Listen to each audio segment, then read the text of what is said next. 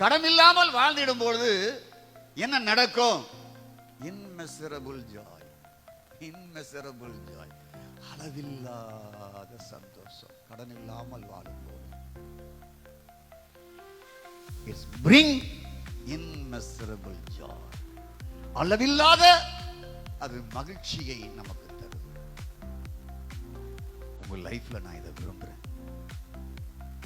உங்க குடும்பம் எல்லாம் இப்படி இருக்கணும் விரும்புறேன். உங்க சந்ததி எல்லாம் இப்படி இருக்கணும் விரும்புறேன்.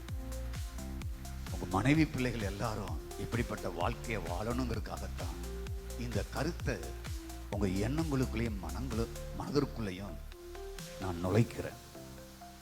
தட்டுப்பாடு இல்லாத வாழ்க்கை, பணம் செல்வம் தட்டுப்பாடு இல்லாத வாழ்க்கை, தட்டுப்பாடு இல்லாதபடி வாழ்வதற்கு பிரைஸ் காட் நமக்கு தேவை பணம் அவசியம். ஸ்தோத்திரம்.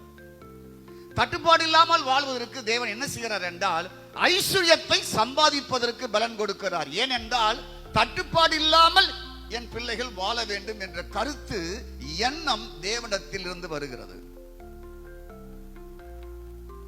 அப்ப தட்டுப்பாடு இல்லாமல் செல்வமும் பணமும் இருக்கும் என்றால் எதையும் ஒன்றை தைரியமாய் வாங்க முடியும்.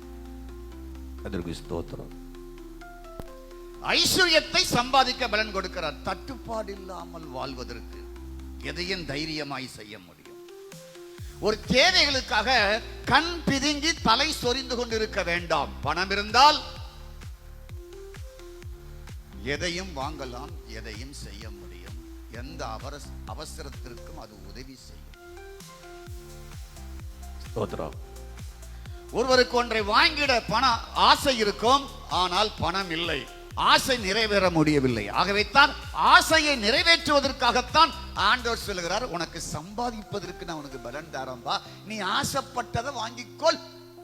ஆசைப்பட்டபடி நல்ல படி, ஆசைப்பட்டபடி நல்ல வீடு கட்டு, ஆசைப்பட்டபடி நல்ல ட்ரெஸ் விடு, ஆசைப்பட்டபடி நல்ல சாப்பாடு சாப்பிடு, ஆசைப்பட்டபடி நல்ல வாகனத்துல போ. உனக்கு சம்பாதிக்க நான் பலன் தாரேன்.